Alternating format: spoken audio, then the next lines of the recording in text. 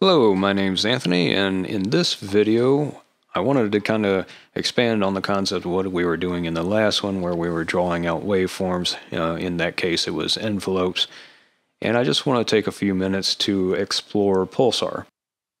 What a useful device it is. Alright, I've got the same little project open here, and I'm going to add to it. I deleted the envelope Thor, and now I'm using a Pulsar. I'm going to go ahead and set this to a very slow rate on LFO1, and on this one we'll go ahead and turn it on. I want to flip it to a staircase pattern like so. Maybe turn the level up a bit, do the same for the other one. And what I want to do is further explain why I have to have something like, I need to validate why I actually need this patch. You know, it's one thing not to know what an envelope looks like, but it's another thing altogether when you're using a device like this where the modulation gets pretty crazy pretty quickly. So with Pulsar, you can interact these two LFOs in pretty sophisticated ways, and without a visual representation, oftentimes I find myself tweaking knobs for way longer than I probably should. I don't know. Maybe I don't use this as a sound design tool as much as it is just good to know what it is that's going on. So what I'm going to say is I'm going to use LFO2 here to increase the rate of LFO1. And immediately I can tell you I don't know what this sine wave is going to look like once I get it into the sequencer. You know, I just can't imagine mentally what that's going to do to the signal. So I'm going to attach LFO1 to CV input 1 and CV2 to the LFO2. So we've got the same exact deal that we were doing in the last video. I'm just going to scoot these things out to the left or to the right. You would think by 33 years of age that I know my left from my right, but that's not the case. And again, looking at the meter, you can see why I told you to send it to a dummy channel. You know, this thing's pretty hot. Alright, so let's make sure both tracks are armed and just go ahead and record this and see what it does. You know what, we can mute you. And there you go. I mean, look at this upper waveform here. Who would have guessed that that would come out looking like that?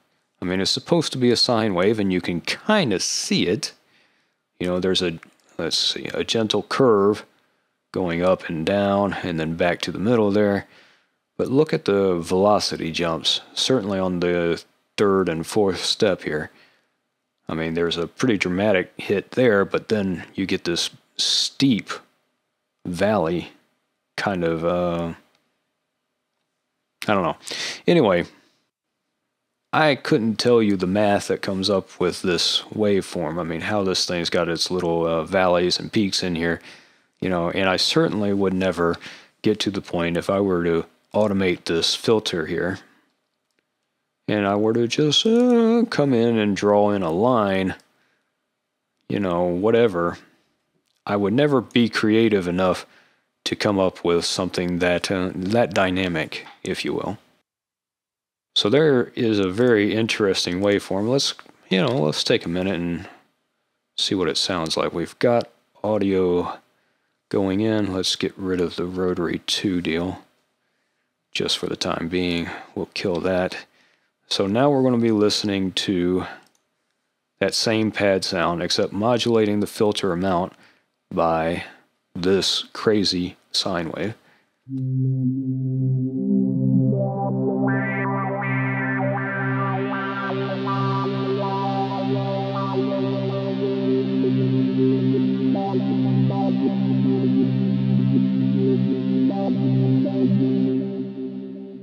Now, is it necessary to be able to see that to hear that it's cool? No, it works.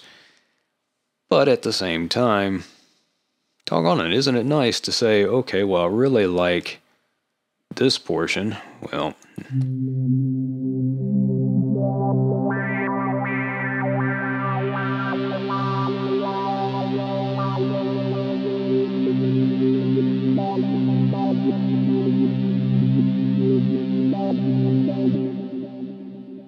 say you find this to be the most interesting portion of it, and immediately you can copy and duplicate it wherever you want to. Join the clips, and there you've got even a new waveform, something that you've enhanced yourself, and you've got it, and you can, you know, enjoy that you've made these changes. I don't know why I'm trying to sell you on this idea. It's not like you need me to. CV output 2, let's use it to adjust the resonance again. Alright, this time it's the stair-stepping pattern that's going to be affecting that, again with the sine wave hitting the filter amount.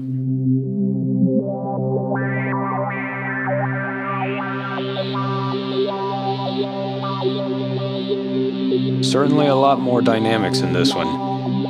Or maybe peaks is the right word. Coming with adjusting this resonance. I like it. But let's go a step further and show even more craziness. Let's say we do the same deal and scoot these things out to the side just a bit more. And this time we're going to negatively affect the rate of the LFO1. Going to increase the amount, and let's just change it to something different. Yeah, how about this one? All right.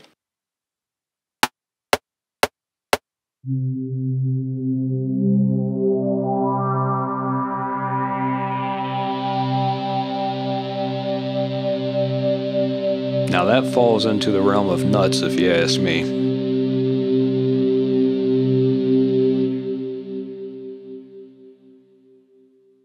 You can see the overall curve, the slope, if you will. And then as it spikes, these are when it's hitting the fastest, is in the lowest points now. So working the two together, where the lower one is affecting the resonance and the upper one is doing the filter amount. Let's just see.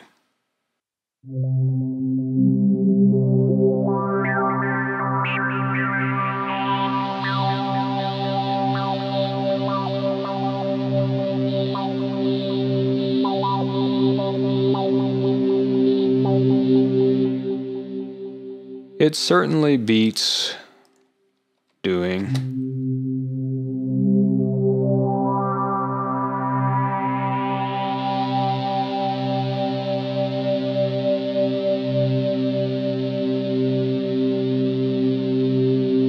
So I guess the point of this video is not so much that drawing these things is so important, but this device here, Pulsar, is way beyond powerful and way beyond useful in livening up just about anything that you want to do. I'd like to spend more time on this, but I'm afraid it's just going to waste your time, and you get the point of what I'm doing here. You know, analyze what it is that you are doing so that you can actually know and manipulate it into something even that sounds even better. Okay, well, I hope you found it useful, and we'll talk to you soon.